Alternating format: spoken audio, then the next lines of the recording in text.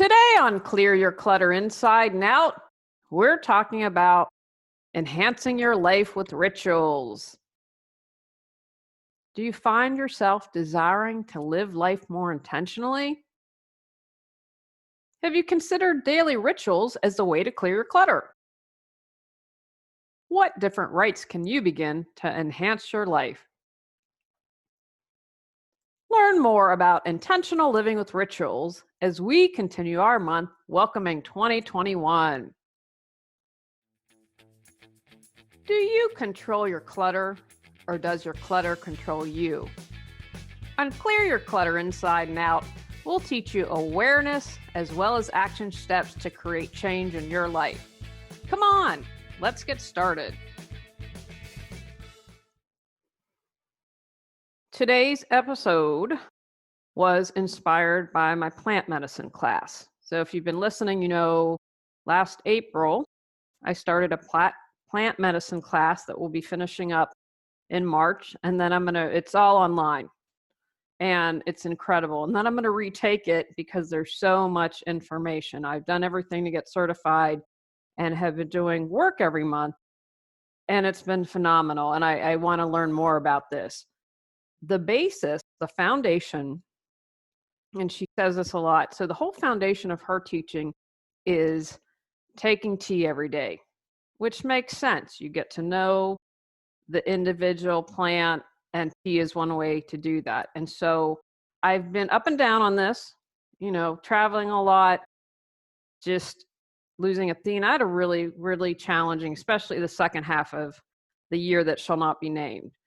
And so it's something that I've set off the intention with this year. Okay, let's really rock and roll on this. Let's make tea part of your daily routine, because I think that's really important. And we've also learned other things, such as working with sage to smoke and clear, and that are other things that she suggests. But at the foundation is having a meditation every day. I don't mean as I sit here and record this and I've got my tea and sipping that, talking about a very intentional and purposeful ritual with the tea. Rituals can support you in clearing clutter by grounding you, right? They bring you in that present moment. And there are a variety of ways that you can do that. And that supports clearing mental clutter.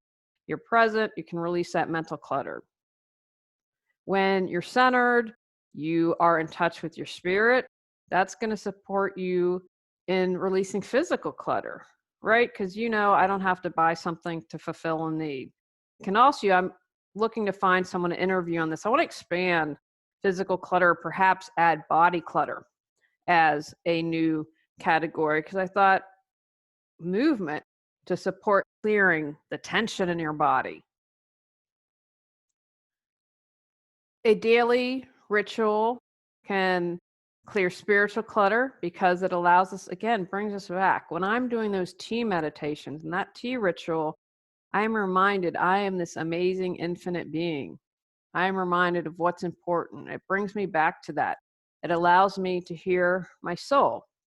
Right before Athena died, and we had to help her cross the Rainbow Bridge, literally days, I was doing a tea meditation with ginger, and just this.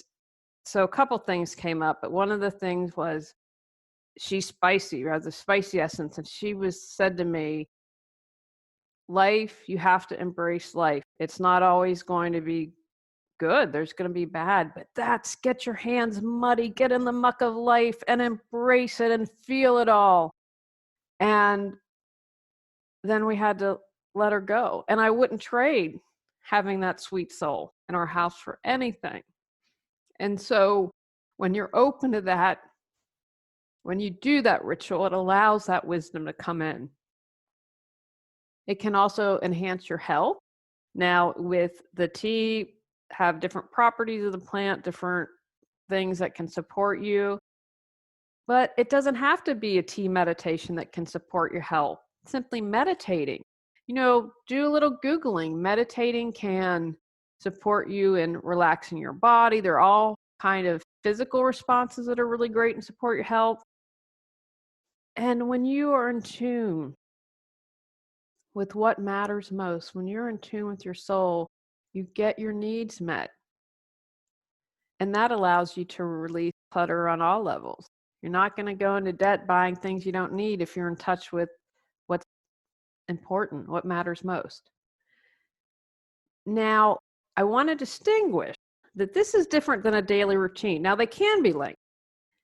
I view daily routines as the stuff that has to get done, right? The laundry, the dishes, administrative stuff.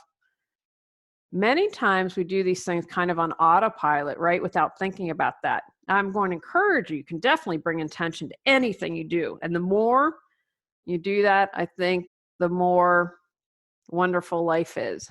But I just want to distinguish, this is if you've got all this going on, that rituals that I'm going to talk to you about today are more mindful and they have significance or meaning to you. So just to differentiate, why would you want to create a ritual or a rite? Now, I already mentioned some ways that it can support you in clearing clutter. It can help you make something boring, as my niece says, more meaningful, such as a tea meditation. There's a big difference between mindfully meditating with a cup of plant tea and drinking the tea as I record this, because my focus is on recording this episode, getting information to you. It's not focusing on drinking the cup of tea. You can bring daily rituals into everyday life, just becoming more mindful. Maybe you're listening to this and you say, wow, you know what? I've just got too much going on. And I'm not sure I can even take 10 minutes to mindfully sip a cup of tea. Okay, well, then you know what? When you're putting on your moisturizer at night, and guys, you can be moisturizing too, especially in winter. Don't just slap it on. Be aware. How do your fingers feel as it dips into the moisturizer? Or your muscles move if you're pumping the pump to get it out? And how does it feel on your face? And oh, this makes my dry skin feel so soothing. It feels so good. Rituals allow you to be more thoughtful. It allows you to contemplate. As you're putting on your moisturizer, you can think about things or do a mind dump and just like, oh, I've just got to get this out. And then as you put more moisturizer on, oh, I'm going to get centered. It allows you to connect to what's most important. We have that time to think about things that allows us to turn off the mind chatter. You know, I can't remember what the number was, something ridiculous, crazy about the number of thoughts we have a day. And when you're meditating, when you are in a contemplative state, that can help shut that off. Again, it's the ego, it's the noise. I want us in touch with our soul. I want us hearing that. You know, I think it's so important. We all need to heal. We all need to heal. And this time allows that process to happen. It allows that process to start. I also believe that daily rituals can help achieve your goal.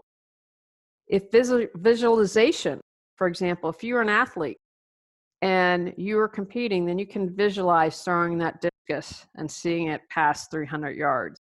If you visualize you are on speech team like my niece Claire, and I say encourage her, visualize giving an amazing speech. Visualize yourself feeling confident. Visualize it just you being at one with the speech and allowing it to flow out, right? That's that contemplative time of visualizing and creating. It's also really wonderful self-care. Anything in general I feel that you do to be more mindful is good self-care. But if we stop, put the brakes on, and say, okay, you know what, just for 10 minutes, I'm going to be today. I'm just going to sit here. I'm going to sit outside and watch the leaves change. I'm going to watch the pretty snowfall. I'm going to watch the birds from the bird feeder. That's mindful. That supports you in caring for yourself, right? We're in this busy, busy, rush world. And even, who knows what this year will bring, if we'll still be stay at home more. You can be at home, stay at home, and still not have a mindful practice. Again, there's no judgment here. I do this because I want you to be the best version of you. So this is about self-care. I mean, when you gently and lovingly put moisturizer on your face, that's got to feel a lot better than slapping it on.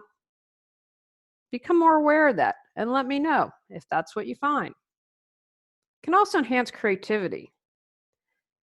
It gets the brain going when you're more mindful and contemplate and reflect. It allows you to think of different perspectives. New ideas can pop into your head. I don't know if I've told the story. You cut me some slack, guys. I'm 50, okay? So I don't always remember what I tell you. When I first did Reawaken Your Brilliance was the name of the international TV show that I did, where I'd go and record that. And guys really funny, like, come on, and get it started. I'm like, oh, I don't have a name. And my business name at the time was Healing Through Organization. And I'd been meditating a lot and doing an okay job of self-care and everything. And I kept thinking thrive, and I'd Google all this stuff and I'm like, they're like a bazillion things of thrive. And it didn't feel right. So I literally sat down to meditate and it was like, it was dropped into my head. Boom, reawaken your brilliance. I'm like, there we go. But because of that ritual and meditation and self-care and all those things combined, that allowed me to get universal wisdom. That came from somewhere else. I mean, I feel divinely inspired by that. Yeah, my soul probably had a little part or was open to it, but doing these rituals and rites supports you and being open up to that wisdom. The 21-day Declutter Your Life Challenge focuses on becoming aware of your clutter and then taking action. In this challenge to clear clutter from your life, we're focusing on physical, mental, emotional, spiritual, energetic, financial, health, and relationship clutter. The challenge will run from Sunday, February 7th through Saturday, February 27th. It's free. There's also a $25 paid version where you'll get a PDF journal, a private Facebook support group, and 2 one-hour coaching calls. Learn more at reawakenyourbrilliance.com. Come join us. How to create ritual. What can motivate you? What benefits can you get? What good habits can you create from this? I'm not a tea drinker.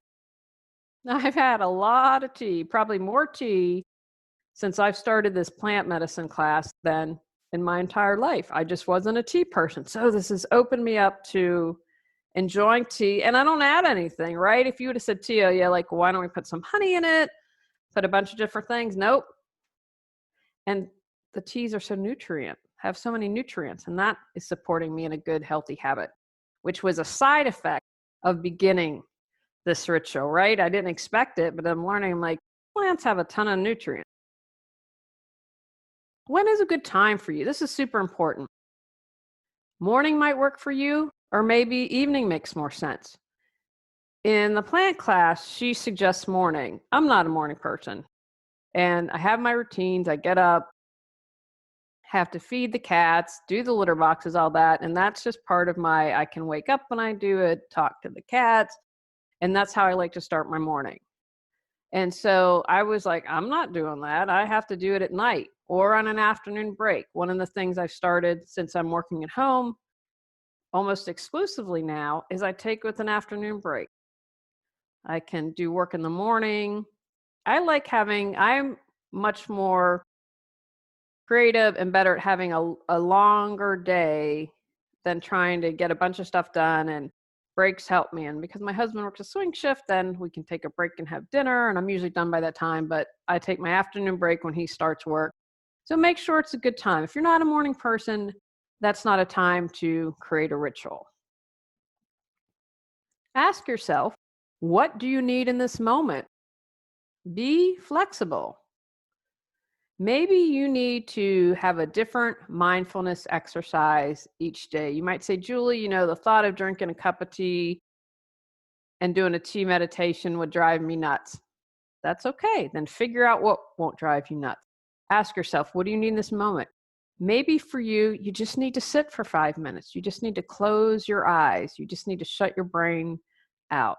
Maybe you need to go for a 15-minute walk. You need to clear your head. You're just, you know what? I just need to get going. Ask yourself, what do I need in this moment? Don't get caught up in being perfect. I'm going to encourage you to think of adding a ritual as an exercise in joy and fun. I know most of us can use a lot more joy and fun in life. And it's not like, oh, I've got to get this ritual down and got to be mindful and got to contemplate. No, no, no. Find the joy in that. And it's like Ginger saying to me, embrace life. We're going to have some things that hurt, and that's okay, but feel that experience fully. That's what it means to be alive. This is what I'm going for. Set the stage for success. If you want to make eating breakfast a ritual, now I'd probably fall under routine, but the whole thing we're talking about, how can we make it more mindful?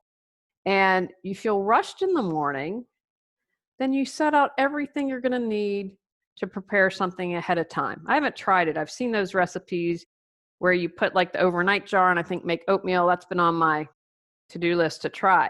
So that way, if you have everything ready to roll, then you can take those 5 or 10 minutes and eat breakfast mindfully. I think all of our digestion would benefit, right? If we took the time to eat more mindfully and slowly. Also, think about the daily rituals you might already be doing. Maybe you spend 10 minutes a day just breathing before the kids finish school. Or if you're waiting in carpool lane to pick them up, you take that 10 minutes, instead of getting agitated, you found, you know what, that's my quiet time. I can just relax for 10 minutes. That's a rite. That's a ritual. Or maybe you really connect with walking your dog. You're completely present. You can feel the wind blowing. You feel your feet on the earth. You're just completely mindful and you contemplate and you have good conversations with yourself. Or maybe part of a ritual for you is having meaningful conversation with someone you love. I caught up with a friend for a couple hours in college the other day. We didn't quite solve the world's problems. We tried. We had an awesome conversation about healing and what do you do to move forward. Maybe you pray before bed. That's completely a ritual or rite. What are some rituals you can try? Saying positive affirmations. Write them down, put them a couple of places where you can see them. I believe I did an entire episode on positive affirmations, so check that out. But that's something easy to get started. I also like to do things, for instance, and combining them. Maybe you can say your affirmations in the shower. You can become really present, feeling the water on your face as you say your affirmations. Again, if it's going to be mindful and not as a distraction, hopefully this is coming across how I mean it. Drinking tea and meditating like I'm doing, or maybe for you, it's a green power smoothie and you drink that smoothie in and you visualize or you think, how am I going to embrace today? Or what do I have to be grateful for? Being more mindful in anything you do. Taking out the garbage can be a ritual. I'm so grateful that I have money that I can eat, and this is the leftovers, or composting can be a ritual. Thank you for everything you've given me. I return to the earth to allow it to be reused again. Walking. I'm really trying to walk each day. I need to get better about it. I haven't felt comfortable going to the gym and everything. And so walking to me is I feel like it relaxes me physically, but it's my time to think. Same with for me mowing the lawn. Being in nature can be a ritual. Hugging a tree. Just simply sitting outside and being present on your deck or your porch. Having gratitude. That's a great ritual. to try. I love the month of November because I'll see people saying, I'm going to do a daily gratitude for the month of November. And that's a great suggestion there. Maybe, you know what, you do your great daily gratitude in November, and then you switch it up and do another mindful practice and keep it fresh. Reading in bed at night, I consider a ritual. It's something I do. My parents are really great and instilled the love of reading in all of us with my siblings, and I try to read something inspiring as a part of what I read at night. Kissing your loved one, kissing your spouse, kissing your partner can be a ritual, right? Instead of a hurried peck, I love you. Thank you for being in my life. It's one thing I always want my husband to kiss me before he leaves. Before I go, I always make sure I give him a kiss. It's a little ritual, but to me it's important because for me it's about connection. Snuggling with the cats and being present, right? You got a pet, you got a dog, you got a rabbit, maybe you're a horse person. That's something that can really be a ritual. I try part of my afternoon break. I have one cat, Nini, that just loves snug. So I try to make sure that I do that daily with her. I'm working on, when I walk Antonio, to make that more of a ritual. I tend to take my iPad and check emails when I'm out walking with him because he demands to be walked first thing in the morning. So that's something I'm working on. Again, and even though if we have these separate rituals, how can I bring in more intentional living into my life? Sit and be present. And that's a really good exercise. How crazy is my mind? Can I just sit and breathe and be? Or am I worried about what I have to make for dinner? Am I worried about my schedule for tomorrow? Am I worried about everything I have to do for the move? How can I bring that back and be present? Call your loved ones. That can be a ritual. When I left my house at 18, my dad said, I want you to call every Sunday so I know you're alive, even if you're shacking up with someone. My dad's kind of a nut. And so every Sunday we call my parents. Very rarely have I missed a Sunday. And that's part of the ritual. That keeps me connected to my parents. Clearing the energy of your house. I know I've done a couple podcast episodes on that. Love space clearing. So many amazing and wonderful things you can do. Set the intentions for your space. That is a way of having a ritual. It's something that I love to do. And am trying to be more on top of that as the seasons change or whenever I feel things are off. I should probably do a space clearing. Should probably do it when we clean, but I don't know. One thing I want to stress about all of this is that it's about mindfulness and ritual. I don't want something to become a to-do or that it feels like it has to get crossed off the list, because then that defeats the whole purpose, right? If it becomes like, oh, I've got to do my gratitude today, then no, then just take a break. I think you're better served doing that. But clearing the energy in the house might be a way for you to bring in a ritual rite that you do maybe monthly. Take actions from today's podcast. Consider what can motivate you to create a ritual. Write down why you'd like to have a daily mindful practice. Acknowledge rites you're already doing. Contemplate what daily practices you'd like to try. Create a daily ritual. Commit to doing your small ceremonies every day. On our next episode, we're talking about better witch than mouse. Go out, clear your clutter to create the life you choose, deserve, and desire. When you clear your clutter, you can share your gifts with the world. Sign up for our free newsletter at reawakenyourbrilliance.com. If you've enjoyed Clear Your Clutter Inside and Out, please rate, review, and share us.